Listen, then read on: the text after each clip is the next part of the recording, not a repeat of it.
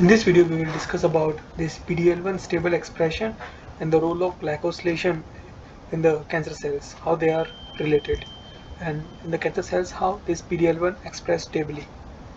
So, we have understood from our previous videos or many of our videos related to cancer that EGFR is highly expressed on the cancer cells. So, when it interacts with its ligand, then it will trigger intracellular signalings where TCF4 translocate into the nucleus and interact with this glycotransferase, that is B3GNT3, and this B3GNT3 will then goes to the Golgi where it uh, adds the N-glycan in the PD-L1 at this N192, N200 and N219 position, and this N-glycosylation will help the stable expression of this PD-L1 on the cell surface that is shown here. At the same time, it will also do one more function, that this GSK3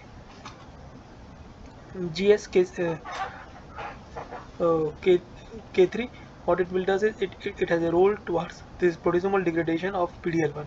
However, when this EGF and EGFR are interacts to each other, then what it will does, it will leads to the phosphorylation of the GSK3, and I'm not able to recall its exact name as it looks like a blur. You can go to the uh, descriptions to know this gene names correctly, but its role is that it will once it is phosphorylated, it will no longer do the proteasomal degradation of this PD-L1 ligand. Thereby, it EGFR and EGF interactions helps in two different ways. First, it uh,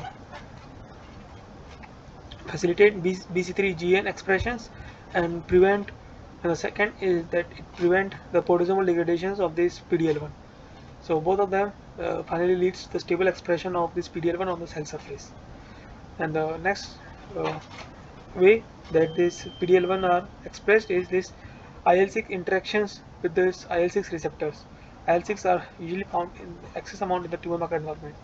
So once it is interacted, then it will lead to the activation of the JAK1 through the phosphorylations, and the JAK1 phosphorylations, it will lead to the phosphorylations at non-glycosylated site, that is Y112.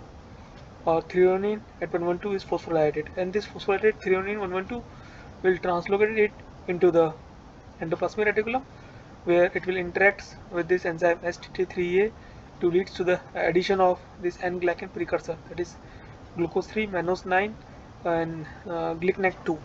And this precursor, after passing through this precursor can then be not passing through these precursors, when it is attached to this PD-L1 receptors, it will then uh, stably expressed on the cell surface, because now it has been glycosylated,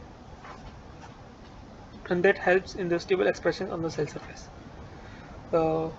Next approach is specific to the pancreatic cancer cells. So in this case, what happens, there is a PD-L1 when it is intermittently expressed, then it will, once it is recycled, then it will undergo phosphorylations at it will undergo phosphorylations at this T194 and T210, and this PD-L1 phosphorylations at T194 and 210, it will prevent the proteasomal degradations of this recycled PD-L1. At the same time, it will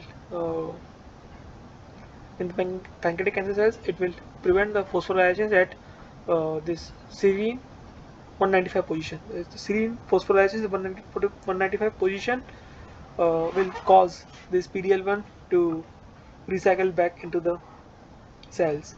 So once it is been inhibited, then, and at the same time it is also phosphorylated at tyrosine 194 and 210, that will prevent the proteasomal degradation, and the recycling is also prevented by inhibiting the, or by reducing the phosphorylations at S195. So it will also act as a two different way to that will cause the stable expression of the PD-L1 on the cell surface, and this PD-L1 can interact with its counter receptors on the immune cells to suppress the immune response, and thereby thereby cause the immune evasions. So there are three different ways how this PD-L1 are stably expressed, especially in the cancer cells. The third one is specific to the pancreatic cancer cells. I hope you understood how this PD-L1 stable expression and glycosylation are related in the cancer cells. If you need to understand more about this in detail, you can go through the reference that has been provided in the description. So that's all for this video. Thank you for your time.